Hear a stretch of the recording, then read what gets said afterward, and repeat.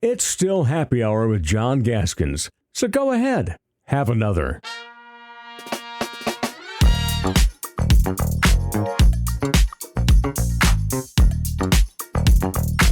He's the second-year coach, South Dakota State University, Dan Jackson, MVFC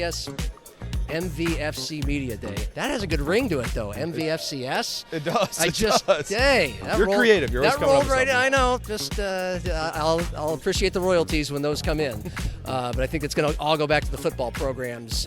Look, you've pretty much talked to everybody. I think I am your last chat today before you get out of here. So I know you're going to save the best for last. Always do. But I'll try to think of some things you haven't talked about yet, like which I think are fun things. The experience that you and your two players, Chase Mason and Logan Green, have for these 24 hours. Mm-hmm. You stayed in Sioux Falls last night. We did. You came We down did. and you got to eat at a good place and Yeah.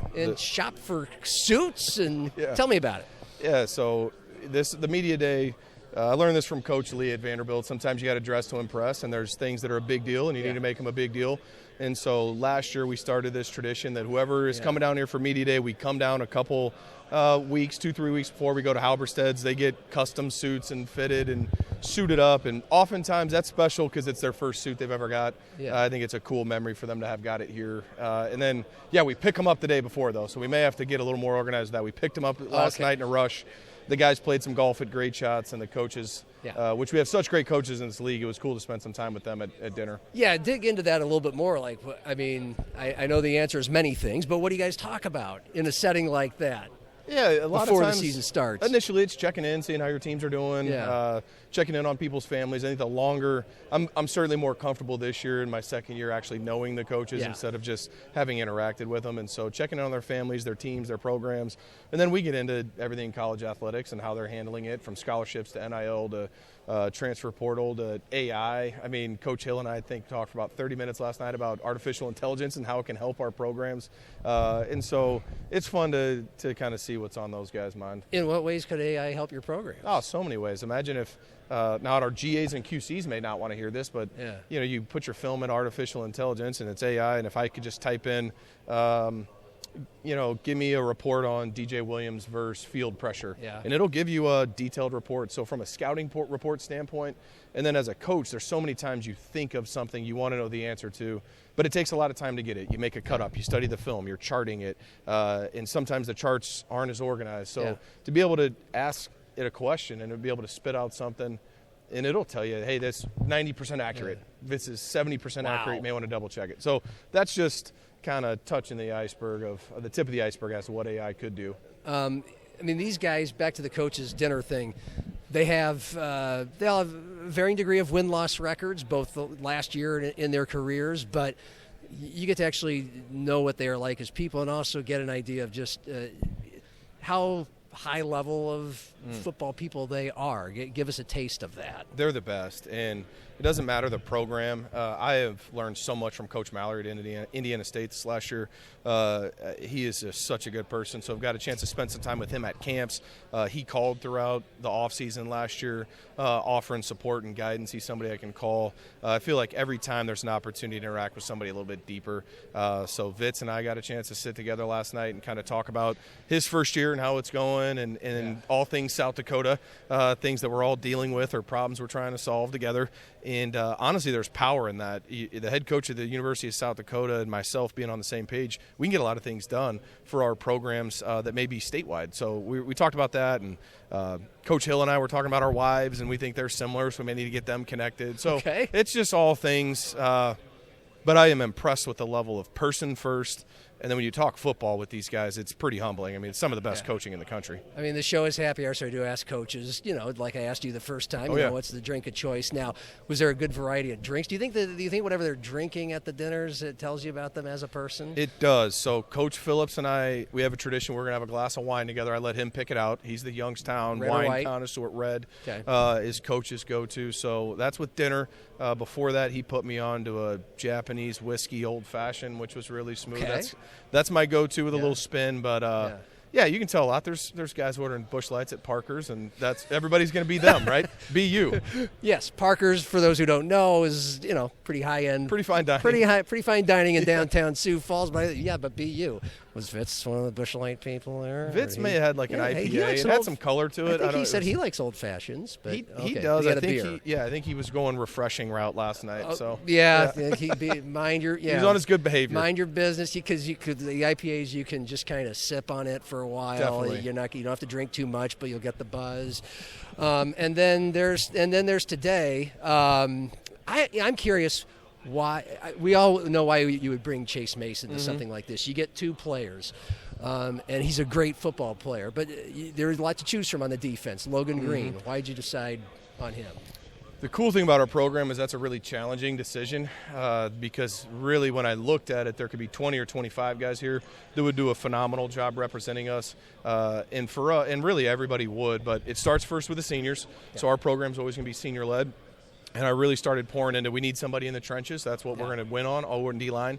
And then when you look at Logan's story, it's very unique, and not many people know it. Logan came here as a walk-on. Logan earned a scholarship. Logan then earned a starting job, and then now is a two-time captain. That's a really cool story. And he embodies, he's a blue-collar, hardworking farm kid. And he's another guy that Chase got a lot of the publicity for having opportunities. Logan was one of those guys who was highly sought after in places that he grew up near, and he chose to stay, and he means a lot to us. He sets the tone every day. Okay. What have you – okay, I'll get into some that you may have been asked already, but what have you seen from Chase as he continues to go forward both as a quarterback and as a leader, and so not spring football performance-wise, but then again, you're around him all the time. What do you continue to see up until this day in July? I see his confidence grow. He's always looking to improve. Even today, behind the scenes, I told him, I said, look, buddy, you guys don't have a lot of experience with interviews and those things. Let's go. You're going to have 10 of them today. Let's get a little bit better each one. And so that's the coach in me coming out and trying to challenge him to improve, and then he's having fun with that too. So I've seen his that improve today. But on the whole, he's the biggest he's ever been, so he weighs the most he's ever weighed with the least amount of body fat, and he just ran almost 22 miles an hour yesterday, which would be one of the faster players in the country, not just quarterbacks. So physically he's in a good spot. He's very healthy. Everybody asks about that. He feels as good as he has. His core strength's good because he plays golf every day when he's done with his workouts. But I would say as a leader, he is very confident in himself. He has a full understanding of the system, so he's starting to teach the offense to other people. Whereas last year he was learning a new offense, and by the end was teaching it. But now he's got the offense humming, and he could probably run the practice without coaches out there. Wow. As a golfer, is he pretty good? Because you expect a quarterback to be good with hand-eye coordination and confidence. But then again, he's pretty muscle-bound, and so sometimes those guys think you just swing at it. I've yet to see him play a sport that he's not good at. Okay. And so he's a great golfer when he's on. He's going to hit it a mile. Yeah. And as long as it's going straight, he's going to play really well. We played together a few weeks ago, and I just told him, I said, buddy, I'm not a good golfer, so I'm going to play awful. This is about the bonding for me, but I guarantee you'll shoot your best round. And he did. So he shot in the 70s that day. So he's pretty good. Okay, because, I wonder last night, maybe you got some reports from Logan and Chase. Like, I'm sure those guys had a great time meeting the guys from the other teams and doing the golf thing, but it is great shots, so perhaps there was some competition there. What was there? There was some competition. I think he was in the long ball finals out there. That was the follow-up. I don't think his last hit, I think he got under it. He may have tried to Happy Gilmore it or something and didn't hit it flush, but he was right there in the finals of the long ball. I don't know if Logan made contact. The linemen are a little tighter in the shoulders and hips maybe than the QBs. That would have been pretty entertaining. What's the most common question you got today? Obviously, the North Dakota State thing has been a common thread, and then the preseason polls and those sort of things. So kind of exactly what we would expect. Sure. And I've asked you those questions before, so I just the thing that Marcus and Matt said about they got a chance to interview everybody from all 9 teams. I'm over here kind of doing the longer things like this. Yes. But so they know, like, you guys are truly competitors. Nobody really wanted NDSU to leave the league. No. It clears the path to win the title, to win a national title.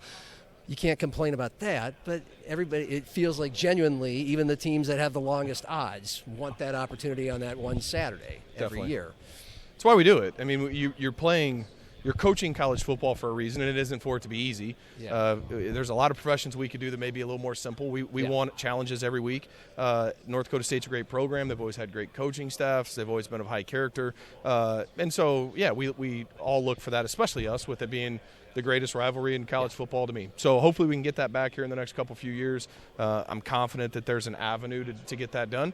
But we wish them well. And the coolest thing is when you look at it, I don't know if it clears the path or not. I think 4 of the best quarterbacks in the entire country at any level play in our league, and there's a lot of returners amongst the conference. And so our conference it's a bear now. And so we are all also grateful for the opportunity to play for national title. That is just something that is ingrained in me. I did not come back to South Dakota State to not have that opportunity. So grateful for where we're sitting right now. Yeah, you should be. Before I forget, you and Matt Vitzthum talking about the same boat you're in as football coaches at the Division I public schools in South Dakota. Do you mind digging a little into what that means and how you two can help each other since you're in the same boat? Sure. I think when you're in the same state, there's guidelines, there's laws, there's rules, there's things that you can get accomplished together. Not everybody thinks our football programs at the end of the day are 2 of the biggest things going in our entire state. So it's Kyle football, it's South Dakota State Jackrabbit football. And so for us, the leaders of those programs to say, this is how we can move athletics forward in the state of South Dakota and bounce some ideas. So whether it's the old example of multi-year contracts. Bob Nielsen pushed for it, got a multi-year contract, and it helped Coach Stiglmeyer. And those guys worked together to get that done.